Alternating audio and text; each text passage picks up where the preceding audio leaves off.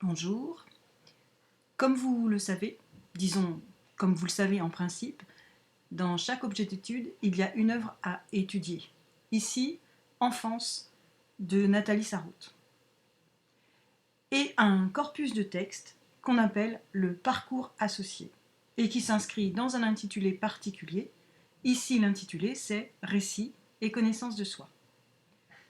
Ce diaporama et les deux suivants développent une présentation du parcours associé, des textes qu'il contient et des enjeux de ces textes, c'est-à-dire des raisons qui m'ont amené à choisir ces textes-là, du rapport qu'ils ont avec l'œuvre de Nathalie Sarraute, mais aussi, et surtout pour le moment, avec l'intitulé du parcours. Regardez et surtout écoutez attentivement le diaporama et prenez des notes pour pouvoir réviser et être prêt si, premièrement, l'objet d'étude est choisi lors d'un prochain commentaire écrit, ce qui sera certainement le cas, et deuxièmement, si vous tombez à l'oral sur un des textes du corpus du parcours. Mais d'abord, je voudrais revenir sur quelques explications concernant la structure du programme pour être sûr que vous ayez bien compris maintenant comment fonctionne ce programme. Et je sais que pour certains d'entre vous, ce n'est pas encore le cas. La structure du programme. Alors, je reprends à la racine. Les objets d'étude. Ils sont imposés tels quels par le programme national des classes de première technologique. Le théâtre du XVIIe au XXIe siècle, la littérature d'idées du XVIe au XVIIIe siècle, le roman et le récit du Moyen-Âge au XXIe siècle, et dernier objet d'étude qu'on aura peut-être ou pas l'occasion de travailler, la poésie du XIXe au XXIe siècle. Pour chacun de ces 4 objets d'étude, il y a une œuvre intégrale étudiée que j'ai choisie parmi 3 possibilités qui m'étaient imposées par le programme national de toutes les premières. Vous savez que j'ai choisi Le mariage de Figaro, que j'ai choisi La Fontaine et ses fables, livres 7 à 9, que nous sommes en train de travailler sur l'œuvre de Nathalie Sarraute, Enfance, et que nous travaillerons peut-être sur Les fleurs du mal de Baudelaire. Voilà les œuvres, et vous voyez les signes plus qui vont introduire les parcours associés. Donc ce parcours associé est un groupement de textes qui correspond à une thématique ou une problématique, et elle aussi, la thématique ou la problématique, est imposée par le programme national, et évidemment, cette thématique ou cette problématique correspond aussi, bien sûr, à l'œuvre intégrale. Thématique du mariage de Figaro et de son parcours associé, la comédie du Valet. Avec La Fontaine, imagination et pensée au XVIIe siècle. Et les textes du parcours revenaient sur cette idée d'imagination et pensée au XVIIe siècle. Si on prend les intitulés des parcours associés, par exemple, celui qui est associé à enfance, récit et connaissance de soi, il peut et même il doit être observé et étudié dans enfance, aussi bien que dans les textes du parcours. Pour les fleurs du mal, si on a l'occasion d'y venir, le parcours s'intitule Alchimie poétique, la boue et l'or. Assez obscur pour le moment, mais vous aurez l'occasion de comprendre si on peut travailler sur Baudelaire. Alors, si je récapitule, vous avez l'étude d'une œuvre intégrale, que j'abrège toujours en OI. C'est pas original, mais voilà. Plus l'étude d'un corpus de textes qui correspond à l'intitulé du parcours associé. Pour enfance, je le redis, récit et connaissance de soi par exemple. Plus la lecture cursive d'une œuvre en rapport avec les œuvres intégrales, OI, et les parcours associés, PA. Donc vous devez ajouter, et c'est obligatoire, la lecture la lecture cursive à l'œuvre intégrale et au parcours associé. La lecture cursive, c'est moi qui l'ai choisie pour son rapport possible avec l'œuvre intégrale et avec le parcours. Par exemple, la lecture cursive qui accompagne le parcours récit et connaissance de soi et l'œuvre intégrale enfance, c'est L'Enfant de Jules Vallès. Il est associé à l'étude de enfance. Pourquoi ? Parce qu'il entre dans la période définie par l'objet d'étude. On est entre le Moyen-Âge et le XXIe siècle. Il correspond au genre imposé par l'objet d'étude. On est bien dans le roman et le récit. Et il apporte un éclairage intéressant sur l'intitulé du parcours associé, récit et connaissance de soi. Évidemment, j'ai choisi ici exprès des exemples qui vont avec enfance parce que c'est l'œuvre que nous travaillons en ce moment. Mais il va de soi que les liens entre œuvre intégrale, parcours associé et lecture cursive fonctionnent de la même manière dans les 4 objets d'étude. Ce rappel que j'espère avoir été suffisamment clair ayant été fait, on va pouvoir revenir au parcours.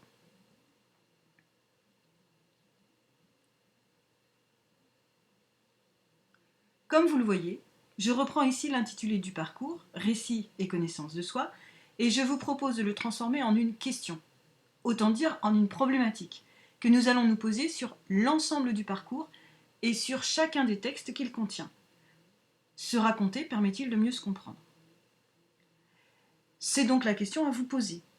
Il serait important que vous y réfléchissiez pour vous-même. Pensez-vous que lorsque vous racontez ce qui vous est arrivé, ce que vous pensez ou ce que vous ressentez, cela vous permet de mieux comprendre les événements qui vous affectent, vos propres opinions ou vos propres sentiments? Ça pourrait être une assez bonne question pour un essai.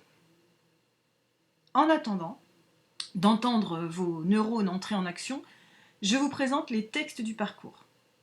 Et dans ce premier diaporama, le premier texte. L'idéal serait évidemment que vous les ayez sous les yeux en m'écoutant. Je vous les ai tous envoyés au début du confinement. D'abord, dans ce parcours, il y a 3 textes. Tous ne seront pas sur la liste du bac. Nous n'en retiendrons probablement qu'un seul.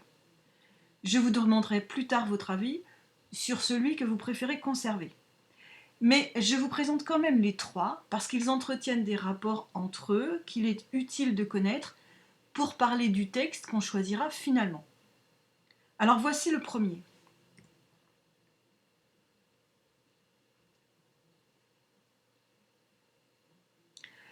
Extrait d'une œuvre absolument majeure de la littérature française, qui est l'œuvre d'un des philosophes des Lumières les plus connus, Mouvement des Lumières, XVIIIe siècle, et le philosophe parmi les plus illustres, c'est Jean-Jacques Rousseau. Il est tellement connu que certains l'appellent tout simplement Jean-Jacques, et on sait de qui il parle. C'est un philosophe, mais attention, les Confessions ne sont pas vraiment une œuvre philosophique. C'est un récit en 12 livres dans lequel Rousseau raconte sa vie depuis sa naissance en 1712 jusqu'à ses 53 ans en 1765. C'est surtout, et c'est là où c'est une œuvre importante, la première autobiographie de la littérature. L'auteur y présente ainsi son projet.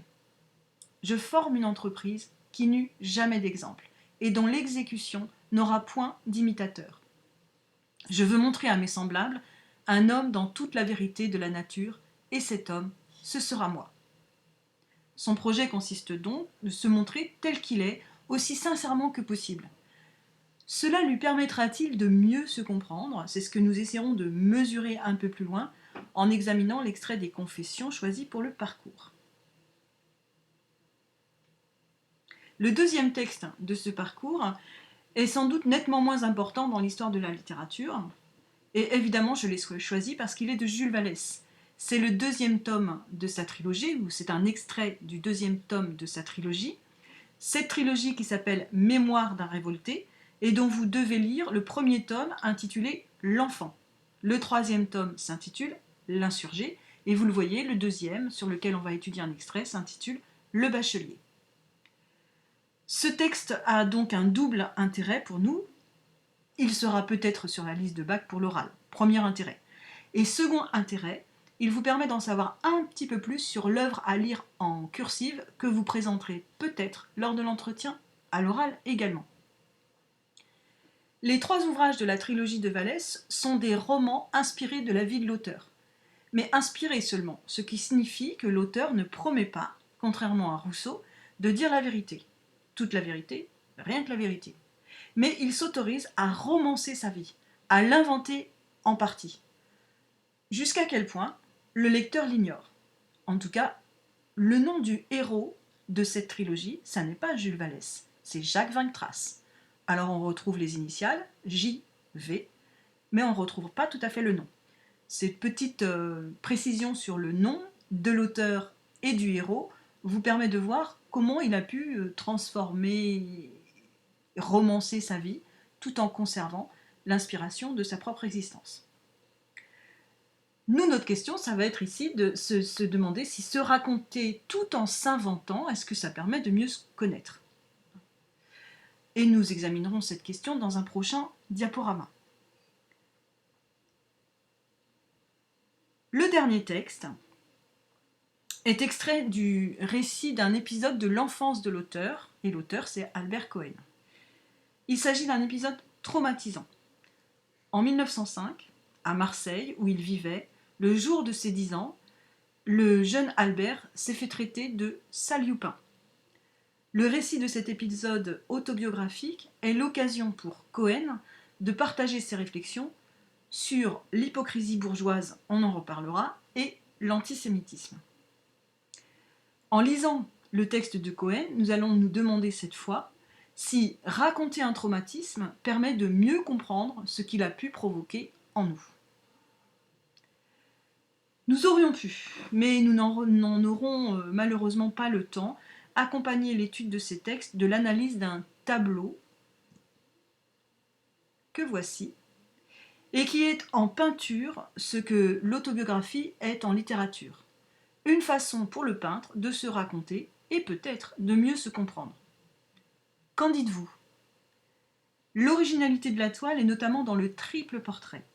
Le peintre de dos en train de se peindre, le portrait en train de se faire sur la toile et l'image du peintre dans le miroir.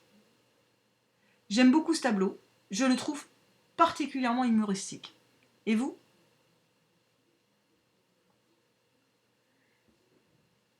Mais revenons au texte du parcours et d'abord aux Confessions de Rousseau. Vous l'avez sous les yeux et vous voyez que le texte est trop long pour une lecture linéaire. Donc on va limiter l'analyse aux lignes 1 à 26, le premier paragraphe. Relisez le texte. De quoi parle-t-il ? Notez la réponse sur vos cours en 1 ou 2 phrases. La gravure que vous voyez apparaître sous vos yeux illustre un autre épisode connu des Confessions qui se trouve lui au livre 1 et au cours duquel le jeune Rousseau, plus jeune que celui de notre extrait à nous, est pris en flagrant délit de vol de pommes. Vous pourrez vous demander quel rapport il est possible de faire entre les 2 épisodes, le vol des pommes et le ruban volé. Quelle image cette gravure donne-t-elle de Jean-Jacques ?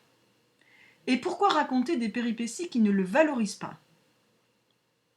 Faites le rapport éventuellement avec le titre « Les Confessions ».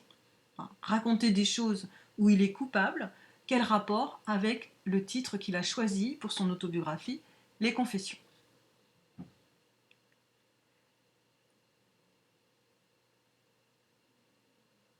Pour ceux que ça intéresse, mais il faudra peut-être faire preuve de patience, je vous envoie la vidéo de la lecture linéaire du texte de Rousseau. Je vais vous envoyer le lien. En fait, c'est pas la vidéo, c'est 2 vidéos dont vous voyez les liens apparaître sur cette diapositive. Voilà, donc vous pouvez aller les voir. La première vidéo vous restitue les mouvements du texte et la deuxième vidéo contient l'analyse linéaire proprement dite. Vous reconnaissez sur la gravure, par rapport au texte que vous venez de relire, Rousseau, debout, qui se défend. Marion, debout aussi, qui le regarde, désolée et surprise et triste. Assis dans une posture qui reste altière, il est assis, c'est le signe de son importance, le comte de la Roque. Et derrière lui, debout, certainement monsieur et madame Lorenzi. Et en retrait, à gauche de monsieur Lorenzi, une jeune femme qui est très certainement mademoiselle Pontal. Je ne sais pas si vous aurez écouté les vidéos de lecture linéaire du texte, mais en ce qui concerne la question initiale, de savoir si se racontant sans détour et sans rien cacher, en l'occurrence pas même une action particulièrement honteuse, est-ce que Rousseau, en se racontant ainsi, se connaît mieux? Pour tout dire, on n'en sait rien pour lui. Et comme on ne va pas pouvoir lui envoyer un message WhatsApp, on n'en saura rien. Ce que l'on peut dire, c'est qu'il raconte un épisode qui l'a suffisamment marqué pour le transformer et faire de lui quelqu'un qui semble hanté par le remords. Et ce remords, il en connaît donc l'origine. Celle-ci, cette origine, l'affaire du ruban volé, l'a même poussé, dit-il, à se confesser, comme l'indique le titre de son œuvre. Est-ce que cette confession lave sa faute? Ce n'est pas certain. Qu'en pensez-vous? Par ailleurs, ne perdez pas de vue les accusations implicites du texte. Il a volé un truc, un ruban, usé, qui ne vaut rien. Et il a eu peur, alors il a accusé une domestique, comme lui. Ils ont été tous les deux renvoyés. Qui sont les véritables coupables? Et pourquoi? Bonne réflexion à tous et à bientôt.